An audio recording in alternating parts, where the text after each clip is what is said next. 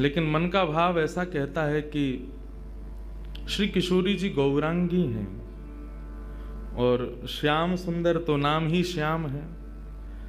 तो श्रीमद् भागवत के जितने भी श्लोक हैं वो सब श्याम स्वरूप हैं, परंतु इन श्लोकों को दर्शन करने के लिए जो श्वेत पृष्ठ हैं वो किशोरी जी हैं। संपूर्ण श्रीमद् भागवत का जो पृष्ठ है, जो पन्ना है, वो श्वेत है, मानो वो किशोरी जी का रूप है, और उस पर अंकित जो श्लोक हैं वो श्याम वर्ण के हैं, वो कृष्ण हैं।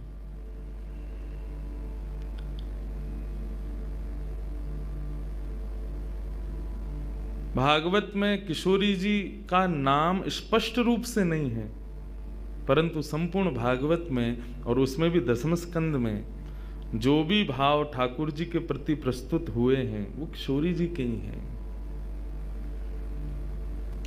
ऐसी हमारी श्यामाजू किशोरी जी, उनके मधुर भाव को श्रवणार्थ कहने के लिए हम आप सब लोग बैठे हैं। ये हमारा परम सौभाग्य है। कहाँ से शुरू करें, कहाँ पर जाएं, कुछ समझ में अभी भी आ नहीं रहा है। जन्म से शुरू करें, किसी लीला से शुरू करें, किसी भाव से शुरू करें, सब भाव आनंदमय हैं।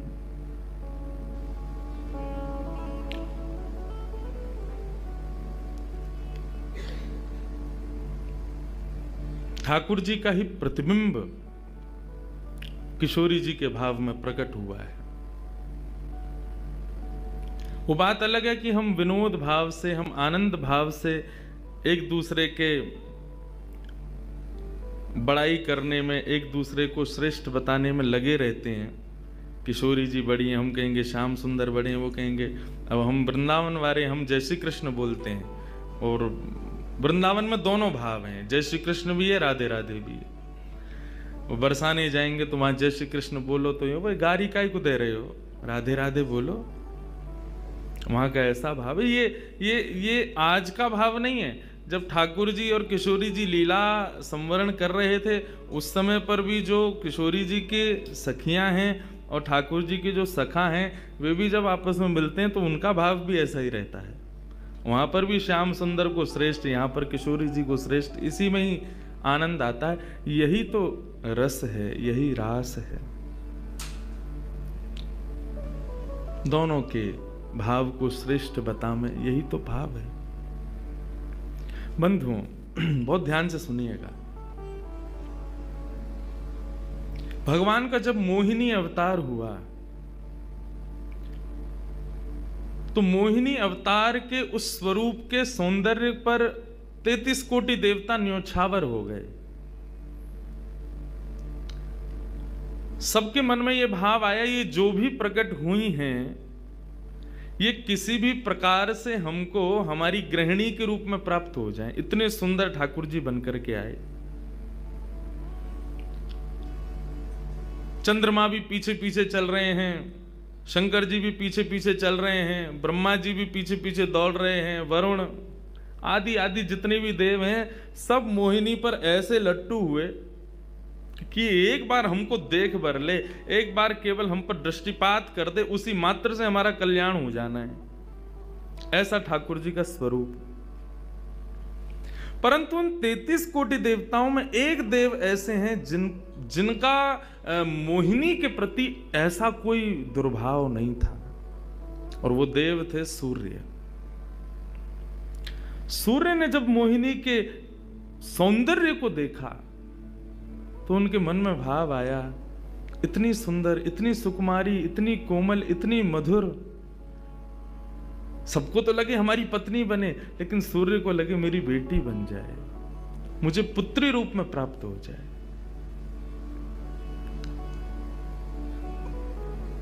जब सूर्य के हृदय में यह भावना उत्पन्न हुई तो मोहिनी ने कटाक्ष नेत्रों से सूर्य की ओर देखा, बाकी किसी को देख ही नहीं रही है, और देख करके केवल ठाकुर जी ने उनको इशारा किया। बोले तो आपकी ऐसी इच्छा है? सूर्य बोले जी भगवान, मेरी बहुत अभिलाषा है कि आप पुत्री रूप में मेरे यहां पधारो। ठाकुर जी बोले इतना साधारण नहीं है हमको प्राप्त करना, पुत्र रूप में प्राप्त करना फिर भी साधारण होगा, लेकिन पुत्री भाव में ये तो असाधारण है, इसके लिए आपको तप करना पड़ेगा। सूर्य बोले मैं आज से ही तप करूंगा, लेकिन आप वचन दो मेरे यहां पधारोगे और इसी रूप में पधारोगे। मोहिनी ने कहा यदि मैं तुम्हारे भजन से प्रसन्न हुई, यदि तुम्हारी भक्ति में, तुम्हारे प्रेम में प्रबलता हुई, मोहिनी 33 कोटि देवताओं को मोहित करती है, लेकिन तुम्हारे भजन के प्रभाव से मैं जब तुम्हारे यहां अवतरित होंगी तो मोहिनी को भी मोहित करने वाला रूप धारण करके आऊंगी। मोहिनी जिसने तीनों लोगों को अपने रूप पर न्योछावर कर दिया, वो मोहिनी भी जिस रूप को देख करके मोहित हो जाए, वो रूप आएगा आपके यहां पर। वही सूर्य वृषभानु जी के रूप में प्रकट हुए हैं। और जब वृषभानु जी के रूप में प्रकट हुए, उससे पहले एक राजा के रूप में भी आए थे, तब भी इन्होंने तपस्या की थी, लेकिन ठाकुर जी नहीं पधारे। जब वृषभानु के रूप में प्रकट हुए तो इन्होंने ठाकुर जी का यजन करना बंद कर दिया, ब्रह्मा जी का यजन प्रारंभ किया। ब्रह्मा जी से प्रार्थना की। ब्रह्मा जी प्रकट हुए, बोले क्या वरदान चाहिए? बोले वरदान आपसे नहीं चाहिए, वरदान हमको किसी ने कहा था कि वे हमारे यहाँ पुत्री रूप धारण करके आएंगे, मुझे लग रहा है वो कहीं भूल नहीं गए हो। इसलिए ब्रह्मा जी आप बहुत करीब हो ठाकुर जी के, आप उनको जाकर के संकेत करो कि कोई आश में बैठा है उनकी में। जब से मोहिनी स्वरूप देखा तब से हम पागल हुए फिर रहे हैं। 33 कोटि देवताओं के मन में यही आता है कब प्रकट होंगी दोबारा। कृपा करो, आप प्रार्थना करो कि वो पधारें। ब्रह्मा जी बोले आपके भजन में इतनी सामर्थ्य है कि ठाकुर जी मना नहीं कर सकते। बोले तो फिर मुझे विश्वास के लिए कुछ तो कह करके जाओ। ब्रह्मा जी बोले मेरी जिम्मेवारी बन जाए, इसलिए चलो इस पर्वत के रूप में मैं विराज जाता हूं। और बरसाना पर्वत के रूप में श्री ब्रह्मा जी विराज गए। ठाकुर जी आएंगे, मैं जिम्मेवारी लेता हूं, इसलिए मैं ही पर्वत बन के बैठा हूं। ब्रह्मा जी ने जाकर के प्रार्थना की। ठाकुर जी बोले मैं तो सच में ही भूल गया था कि मुझे जाना है। बोले भगवान वो बहुत प्रतीक्षा कर रहे हैं आपकी। वृषभानु जी का भजन कैसा बताया। वृषभानु जी की एक ही इच्छा है कि मेरे पास जो पुत्री रूप ठाकुर जी का आवे, ठाकुर जी मोहिनी बनकर के आए तो 33 कोटि देवताओं के हृदय में ठाकुर जी के प्रति वात्सल्य भाव प्रकट नहीं हुआ, प्रेम भाव प्रकट नहीं हुआ, कुछ और ही भाव था उन देवताओं का। वृषभानु जी कह रहे हैं कि मैं ऐसी पुत्री पाना चाहता हूं जिसको देख करके काम नष्ट हो जाए, काम का भी मर्दन हो जाए, सामने वाले के हृदय में एक दिव्य प्रेम प्रकट हो, निष्काम प्रेम, अनकंडीशनल लव किसे कहते हैं, इसका प्रसाद पूरी दुनिया को देने वाली ऐसी पुत्री मेरे घर पधारे।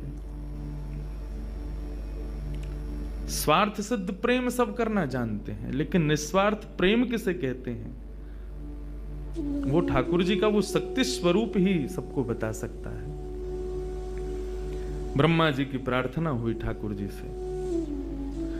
ठाकुर जी अपने वैकुंठ में विचरण कर रहे हैं, विचार कर रहे हैं कैसे करूं, नंद यशोदा के यहाँ भी जाना है, देवकी वसुदेव के यहाँ भी पुत्र बनना है, पहले से ही 4 मम्मी पापा हैं हमारे, अब ये 2 मम्मी पापा और कैसे बनाऊं, 6 माता पिता।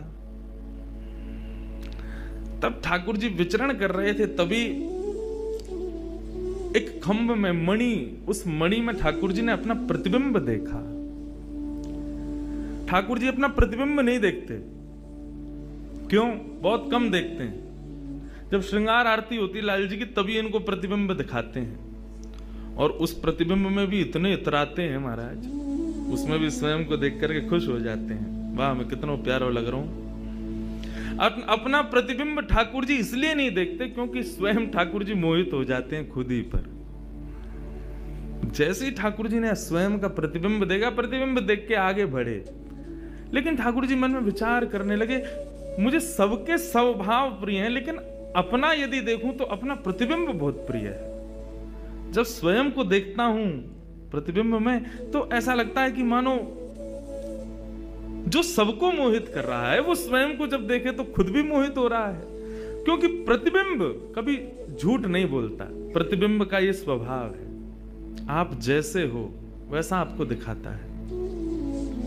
ठाकुर जी ने जब प्रतिबिंब देखा, अपने उस प्रतिबिंब स्वरूप को ठाकुर जी ने स्थिर कर दिया, और स्थिर करके अब तो ठाकुर जी लाए महाराज लक्ष्मी जी की पूरी पेटिका लेकर के आए श्रृंगार की, और अपने प्रतिबिंब स्वरूप को ही उन्होंने श्रृंगार करना प्रारंभ किया। किशोरी जी के श्रृंगार का इतना भाव बताते हैं, किशोरी जी की नथ बेसर ऐसी, किशोरी जी के कान के कुंडल ऐसे, किशोरी जी के पांव की महावर ऐसी क्यों ना हो, क्योंकि श्याम सुंदर ने श्रृंगार किया है। किशोरी जी का जो स्वरूप है वो ठाकुर जी ने उसका श्रृंगार किया है।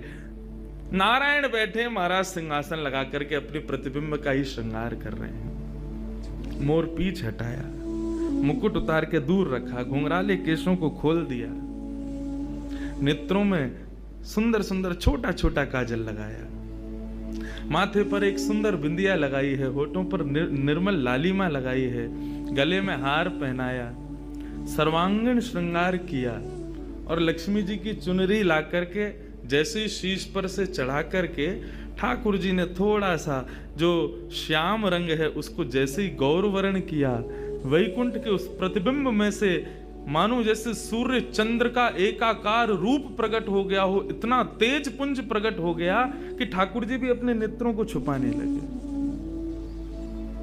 थोड़ी देर नेत्रों को बंद करने के बाद जब बड़ी धीरे से ठाकुर जी ने जब अपने प्रतिबिंब की ओर देखा तो किशोरी जी का दिव्य स्वरूप वहां प्रकट हो गया। ठाकुर जी ने दंडवत किया, पहले प्रणाम, हे श्याम सुंदर, आपने ही मेरो निर्माण कियो है, आपने ही मोह को प्रकट कियो है। क्या भाव है? ठाकुर जी बोले कोई भाव नहीं है, केवल मोहिनी भाव से 33 कोट देवता मोहित हुए थे, लेकिन मैं मोहित नहीं हो पाया था, इसलिए तब से मैं भी तड़प रहा था कि मुझे भी कोई मोहित करे, उस मोहिनी को भी मोहित कोई करे। वो स्वरूप आज प्रकट हुआ है। धर्म की स्थापना हुई, ज्ञान की स्थापना हुई, भक्ति की स्थापना हुई, वैराग्य की स्थापना हुई, लेकिन अंततो गत्वा संसार का सार जो प्रेम है उसकी स्थापना नहीं हुई है। उसके लिए आपका अवतार धारण करना अति आवश्यक है। आप मेरी शक्ति हैं, आप मेरी आत्मा हैं। पूरा विश्व और पूरे विश्व की दिव्य चेतना किसकी प्राप्ति के लिए दौड़ रही है कि आत्मा एक दिन परमात्मा में मिल जाएगी, लेकिन उस परमात्मा में आत्मा जो विद्यमान है वही तो किशोरी जी हैं। उस आत्मा की परमात्मा की जो आत्मा है वही तो श्री राधा जी हैं। लोग उनके रूप को नहीं समझ पाते। आजकल के यंगस्टर्स, आजकल के युवा उनको बहुत विचित्र रूप में दर्शन करते हैं कि कृष्ण राधा कौन है, बोले कि they are just like some love words. ऐसा नहीं है। आप उनको सीमित उस अवस्था में, और माफ कीजिएगा यदि किसी प्रवचनकर्ता की कथा सुनने के बाद भी आप उनको वहीं तक सीमित मान रहे हो ना, दोष आपको नहीं, प्रवचन करने वाले को लगेगा कि तुम किशोरी जी के इसी रूप को स्थापित कर पाए। इसीलिए कथाओं में ज्यादा किशोरी जी का प्रसंग ना हम कहते हैं ना उसका स्पर्श करते हैं। स्पर्श करने पहले से भी 100 बार सोचते हैं। यहां आने से पहले भी मुझे कई आचार्यों ने संपर्क किया कि वहां आप किस विषय को लेकर के जाएंगे, आप गर्ग संहिता पर कहेंगे या किशोरी जी के किस भाव को वहां पर प्रस्तुत करने वाले हैं। मैंने कहा देखो, हम बस बोलेंगे जो निकल जाए मुंह से, जिसका जो भाव ठाकुर जी स्वीकार कर लें बस, लेकिन भाव ये रखेंगे ठाकुर जी विराज गए हैं कि कोई अनधिकारी इस भाव को सुनकर के अपने मन में कोई दुर्भाव ना प्रकट करे। ब्रजवासी बहुत डरते हैं किशोरी जी के भाव को कहने में, क्योंकि जब सामने वाले से प्रत्युत्तर के रूप में कुछ विलग ही सुनने को मिलता है तो बहुत कष्ट होता है हृदय को कि तुमने किशोरी जी को क्या समझा, वो क्या है और तुमने उनके किस रूप को जाना। वो ठाकुर जी का ही प्रतिबिंब स्वरूप है, ठाकुर जी का ही आत्मा स्वरूप है। और एक बात कहूं, प्रतिबिंब से और आत्मा से प्रेम किया जा सकता है, ब्याह नहीं किया जा सकता। क्योंकि प्रतिबिंब और आत्मा ये दोनों हमसे अलग नहीं है। ब्याह के लिए एक अलग व्यक्ति चाहिए, एक हमसे कोई अलग हो, हमसे कोई जुदा हो, दो लोग चाहिए तब ब्याह संपन्न होता है। लेकिन कृष्ण और राधा, इन दोनों में भेद है ही नहीं। किशोरी जी और ठाकुर जी में कभी भी कदापि कोई भेद नहीं है। बल्कि लीलाएं अभी सुनेंगे हम लोग, कभी कभी ठाकुर जी जब किशोरी जी का रूप धारण करते हैं तो किशोरी जी से ज्यादा गोपियों को सुख देते हैं।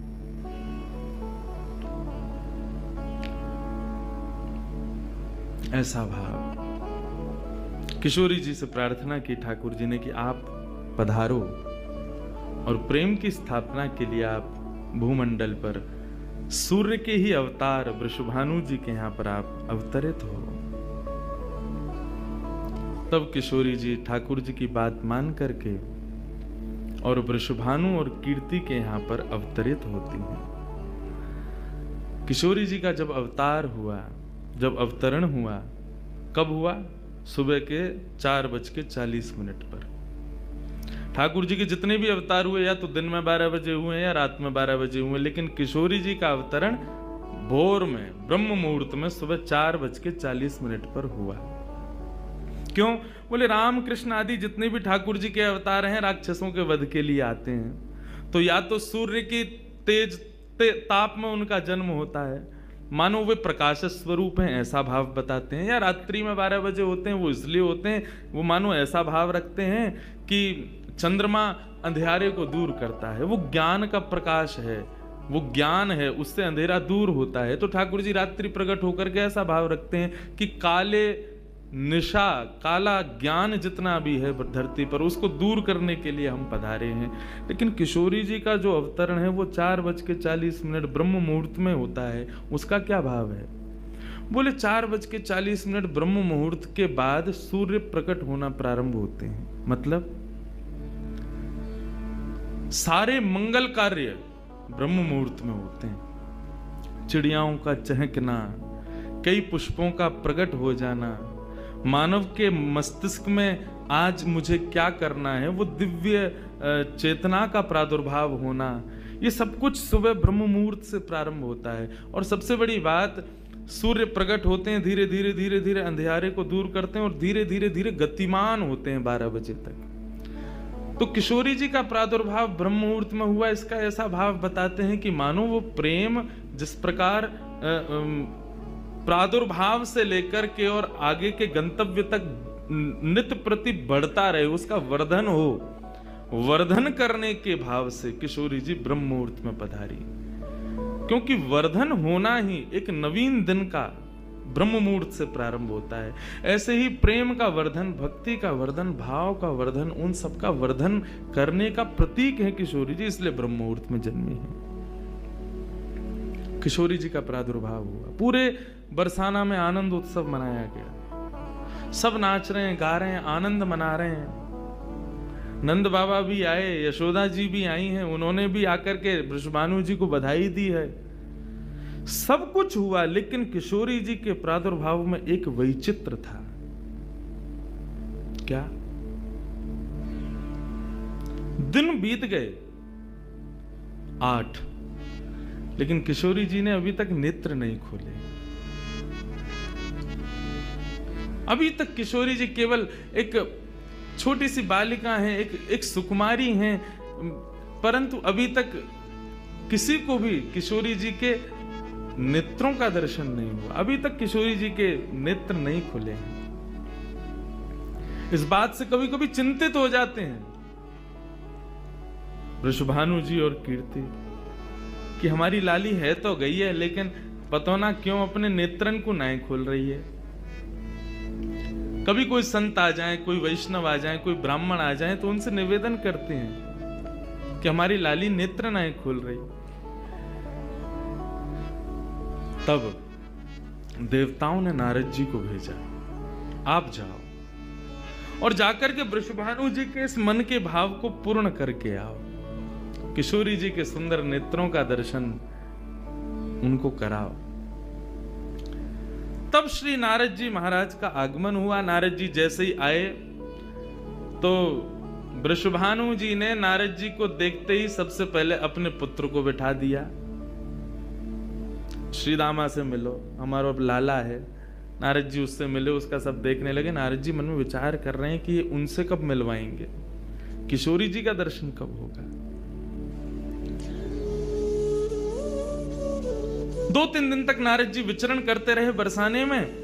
वृषभानु जी का मन तो होता है कि मैं इनसे कुछ कहूं, कुछ पूछूं, थोड़ा किशोरी जी के बारे में, अपनी लाली के बारे में न कुछ जानूं, लेकिन अभी वो भाव प्रकट नहीं हो रहा है।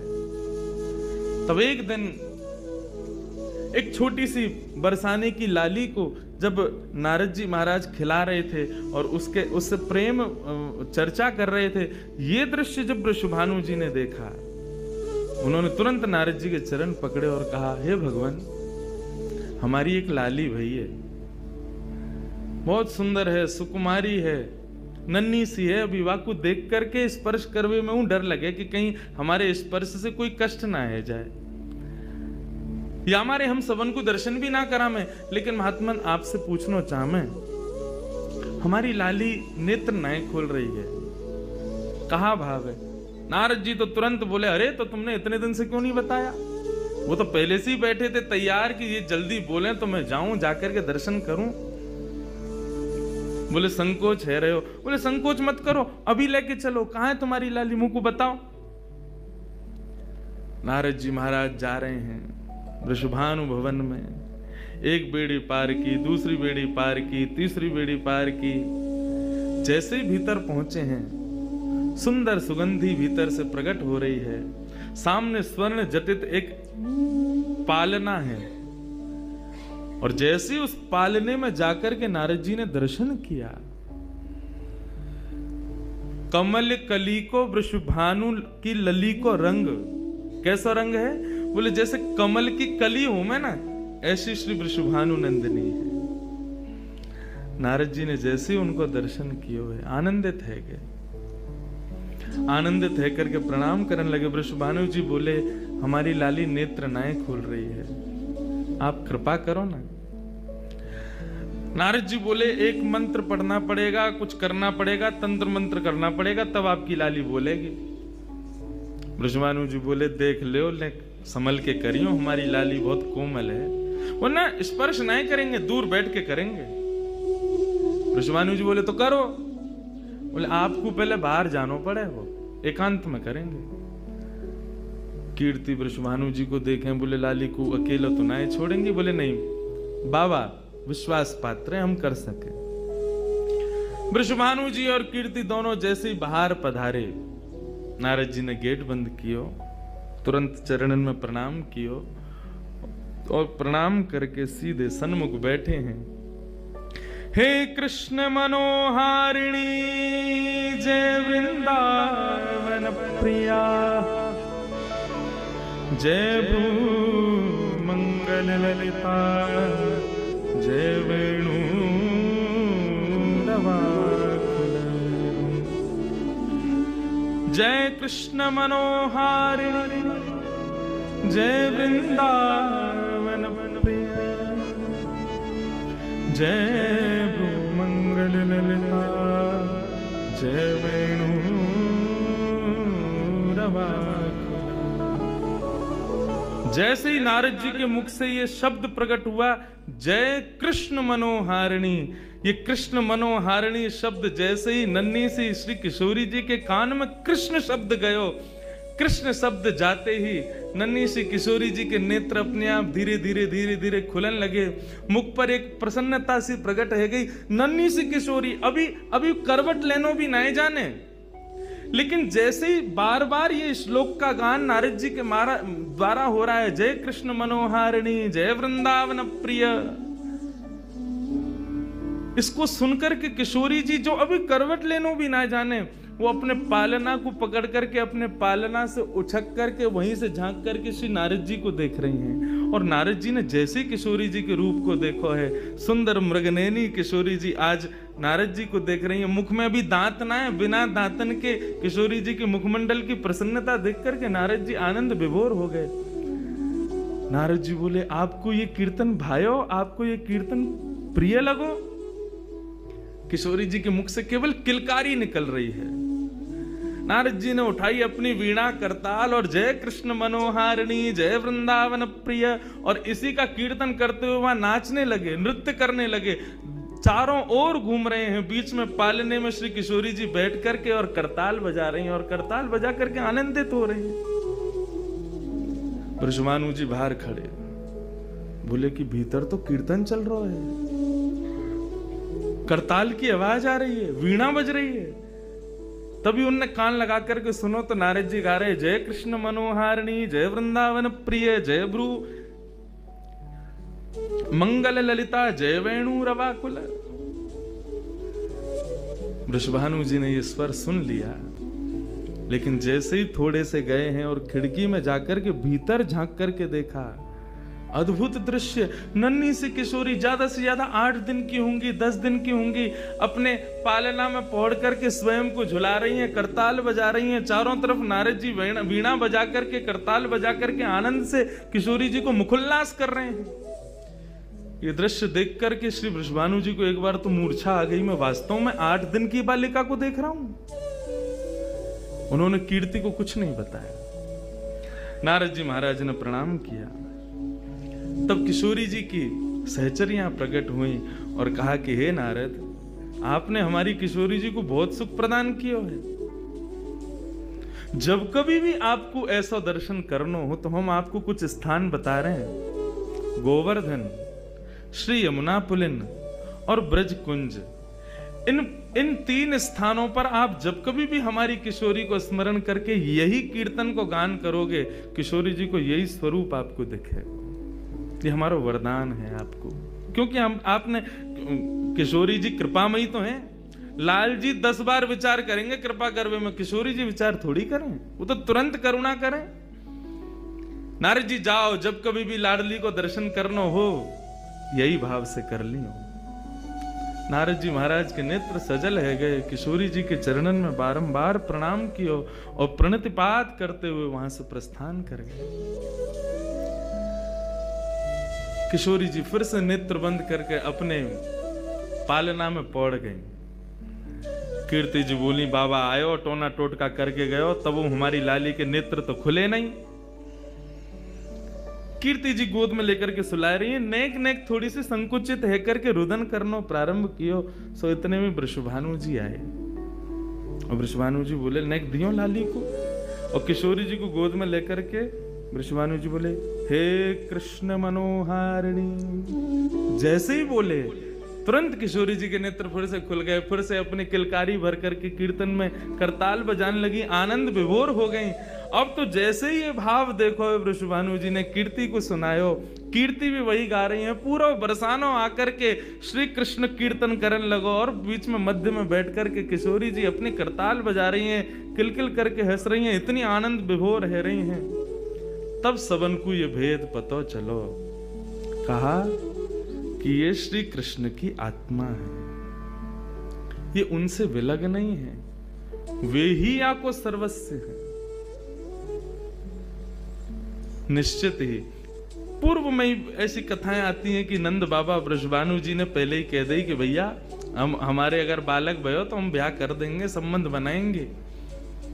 और आज वही भाव उन सबको वहां दिख रहा था। हे कृष्ण मनोहारिणी,